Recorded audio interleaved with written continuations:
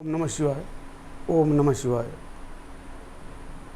प्यारे भक्तगण, जैसा कि आप सभी जानते हो कि यह परम पावन पवित्र सावन का दिव्य महीना चल रहा है। इस महीने में भगवान शिव का घर घर जलाभिषेक हो रहा है, रुद्राभिषेक हो रहा है। भक्तों, कई भक्त ऐसे प्रश्न करते हैं कि किस कारण से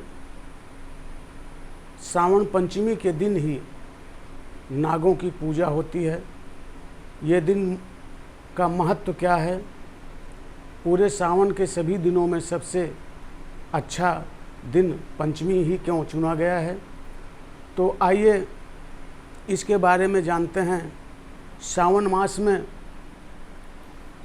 आज पूरे देश में नाग पंचमी का पवित्र पावन त्यौहार मनाया जा रहा है। कुछ भक्त प्रश्न करते हैं कि सावन मास में पंचमी तिथि को ही नागों की पूजा क्यों होती है, इसका क्या कारण है। तो आइए जानते हैं। भविष्य पुराण के अनुसार पंचमी तिथि में नाग पूजा, इनकी उत्पत्ति और यह दिन खास क्यों है, इस बात का उल्लेख हमारे भविष्य पुराण में दिया गया है।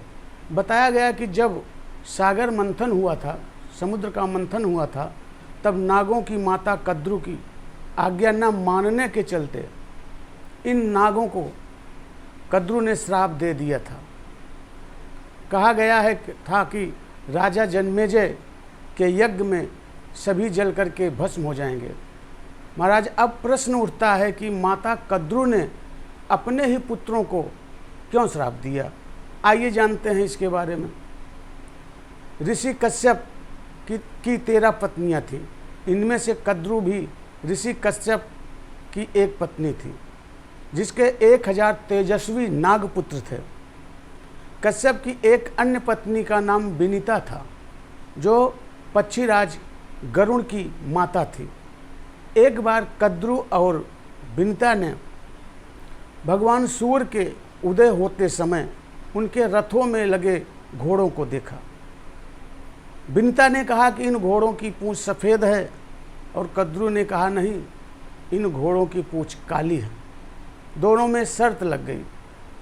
शर्त को जीतने के लिए कद्रु ने अपने पुत्रों से कहा कि तुम लोग अपना लघु आकार बनाकर घोड़ों के पूंछ से लिपट जाओ, जिससे उनकी पूंछ काली नजर आए और वह शर्त जीत जाए।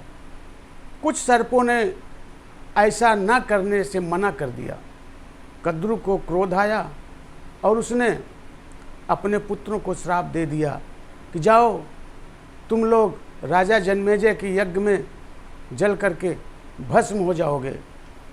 माता की बात सुन करके सर्पों को, नागों को बड़ा आश्चर्य हुआ। महाराज, अब प्रश्न उठता है कि राजा जन्मेजय ने कौन सा ऐसा यज्ञ किया था, नागों से राजा की क्या शत्रुता थी।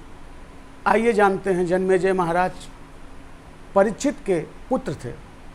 जब उनको यह ज्ञात हुआ कि उनके पिता परीक्षित की मृत्यु तक्षक नामक सर्प के डसने से हुई है, तो अपने पिता की मृत्यु का बदला लेने के लिए नागदाह यज्ञ का आयोजन किया था महाराज जन्मेजय ने। इधर माता के द्वारा दिए गए श्राप से घबराकर नागों ने ब्रह्मा जी से सहायता मांगी।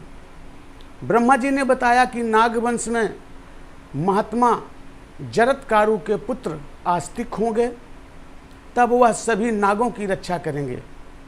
ब्रह्मा जी ने पंचमी तिथि को नागों को उनकी रक्षा का उपाय बताया था। वही आस्तिक मुनि ने भी नागों को यज्ञ में जलने से सावन की पंचमी को बचाया था। मुनि ने नागों के ऊपर दूध डालकर नागों के शरीर को शीतलता प्रदान की थी। इसके बाद नागों ने आस्तिक मुनि से कहा था कि जो भी उनकी पूजा सावन पंचमी तिथि पर करेगा, उन्हें नागदंश का भय नहीं रहेगा। तब से ही सावन की पंचमी तिथि पर नाग पंचमी मनाई जाती है। एक प्रमाण और मिलता है श्रीमद् भागवत के अनुसार कहते हैं कि कालिया नाग यमुना नदी में निरंतर विचरण किया करता था। इसका विष इतना भयंकर था कि यह पूरी यमुना को विषाक्त कर दिया था। इसके विष से पशु पक्षी जानवर सभी मर जाते थे। तब भगवान कृष्ण ने इस कालिया को यमुना नदी छोड़कर पाताल लोक भेज दिया था तथा लोगों को भय मुक्त करके वह अपने स्थान को गया।